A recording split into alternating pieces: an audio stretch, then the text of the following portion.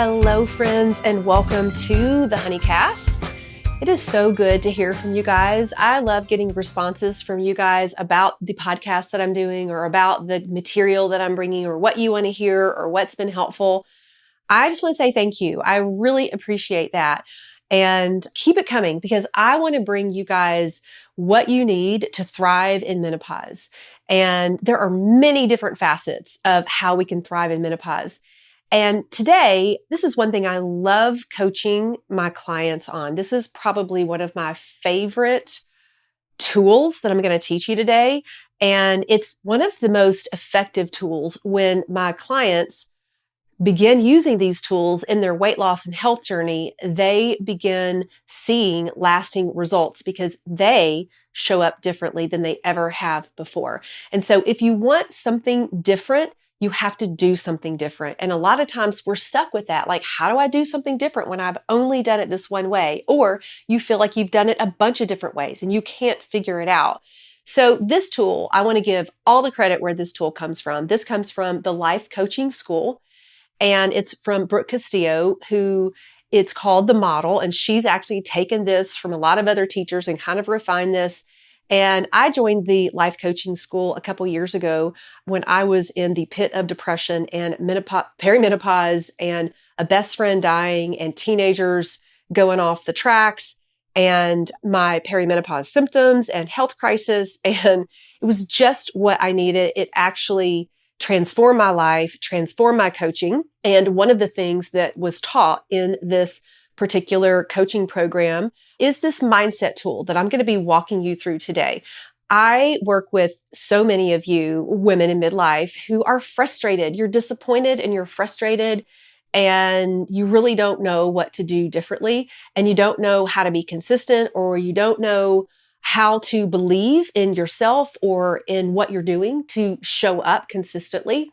And so one of the tools that I have taken, and the way I like to use it is I like to look at it as it's just a tool to renew my mind. I need a renewed mind. I don't know about you, but I can't just change my actions. It doesn't work that way. I always go back to that bad habit or bad behavior or whatever it is I don't want to be doing. If we could change like that, we would all be doing that. It's just like if sit-ups work to get rid of belly fat, we would all have a flat belly, correct? Sit-ups don't work.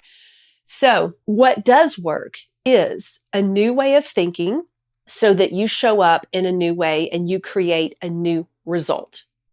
So the way this works is instead of trying to change your circumstance or change your result, who can control the results? You can't control the scale. Not really. We can't control our spouse or our children.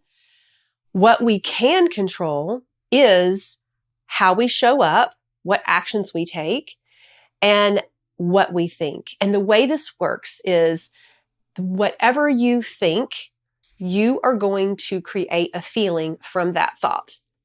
This is very powerful, even if you don't even get the whole tool here. This is powerful information. You do not have to think whatever your brain offers you. I know that sounds basic. It's life-changing. Another person that I follow who teaches this, and it's brilliant, and I love what he does, is Dr. Amen. He teaches the same thing. There's so many teachers of this particular type growth mindset, and it's life-changing. It's been life-changing for me, for my clients, and it gets you to start thinking about what you're thinking about and even questioning what you're thinking about. So good news is you don't have to think what you're thinking, and your thoughts are creating an emotion. Your emotions are leading you to show up in a certain way, acting on something or not acting on something. That is creating your result. That gives us a little bit more power than just thinking that all these things are happening to me and these results are happening to me and I'm on the hamster wheel, trying to keep up. No, you are in charge of your thinking and how you show up.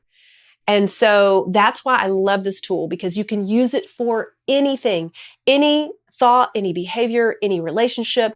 And so today I want to walk you through a personal coaching client so this is what I do each week in my Feminine Freedom Pathway group. This is my year-long coaching program where we are learning to think differently, we are learning to eat differently and move differently. And that takes an overhaul, doesn't it? It takes time. This is one of the tools we use and we practice.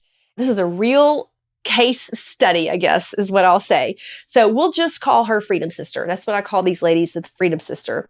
So the circumstance that she came to me that we're coaching on in on our Zoom call was the circumstance is weight loss. The circumstance is actually neutral, you guys.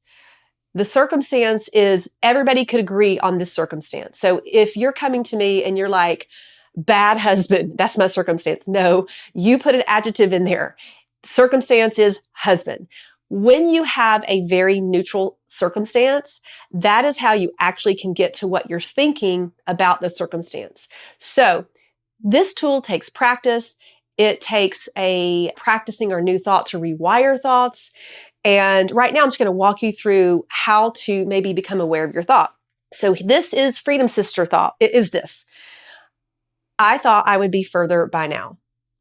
So some of you will have that thought and you think that's just you. That's who you are. Like you really, this is the truth. This is your thought. I'm attached to this.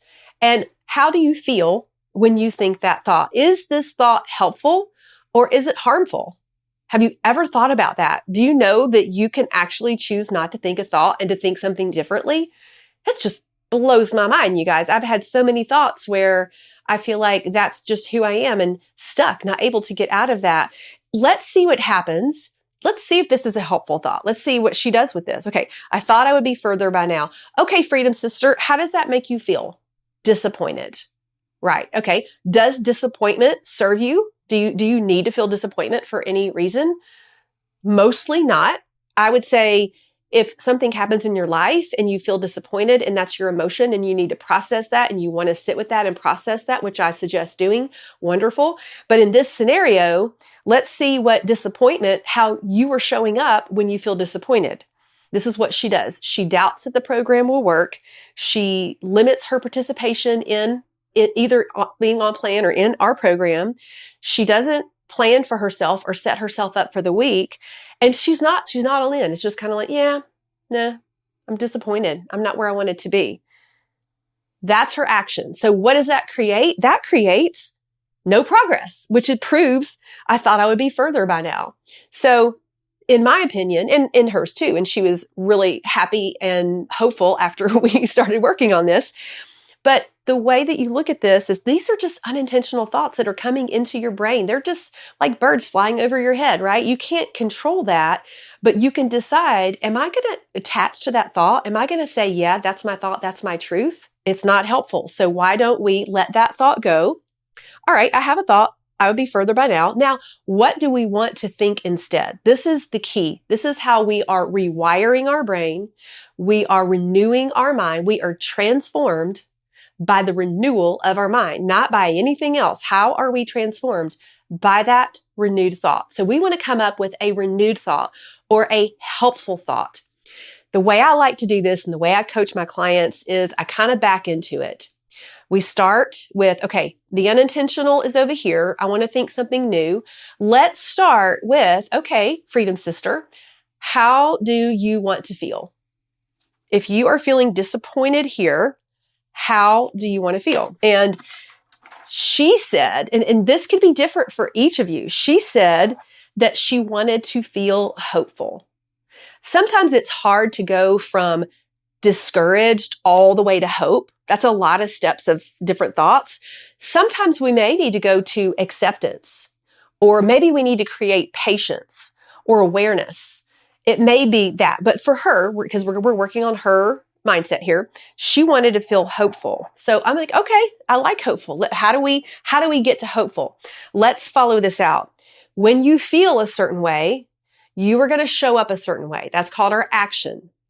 How do you show up when you feel hopeful? And this is what she said. She stays the course. She sets herself up for success. She participates in the group. And the action she doesn't take is quitting. Quitting is the number one thing that will keep you from getting your results all the time.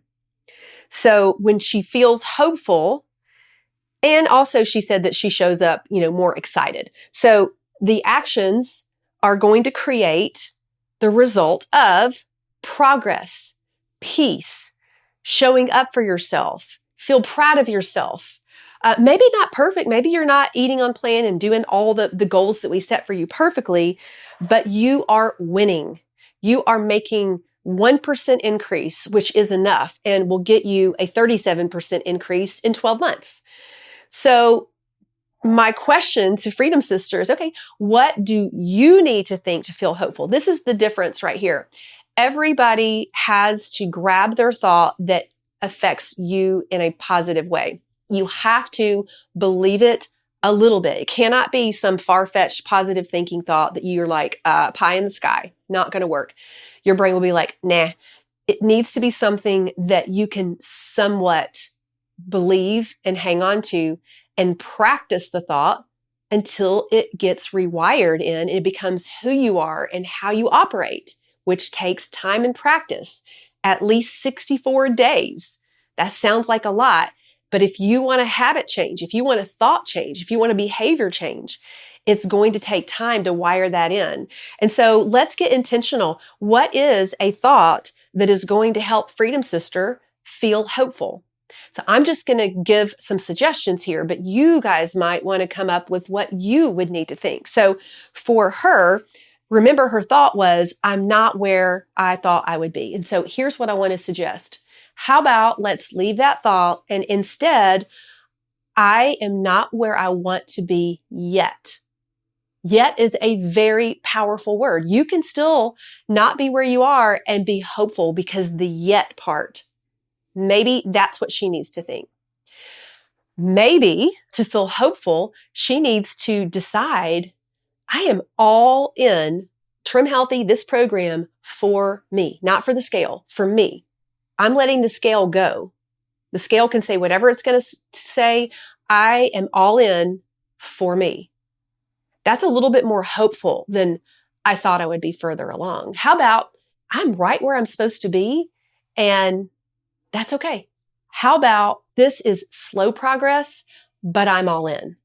So do you see how I'm shifting the way I'm thinking? I'm not feeling disappointed anymore because I don't want to feel disappointed because I suck when I feel disappointed. I show up sucky, but I want to feel hopeful. I want to feel, and you might want to feel committed. You might want to feel a different feeling. See those thoughts, grab whichever one that you feel like you can hang on to, and maybe you already know it. A lot of times I'll ask you, what do you need to think? And you tell me, I need to think this. Okay, let's practice that. So I'm not as far along as I thought I would be, and that's okay because I'm on my way. I'm making progress. You go, girl. Let's do this. I'm all in. Those are the kind of thoughts that I want you to begin thinking.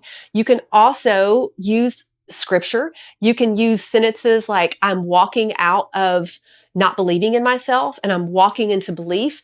You can frame this however you want, but we're reframing. The important part is that you become aware of that unintentional thought and that you choose a new thought because that new thought is going to help you create your new results. So I hope this has been helpful for you guys.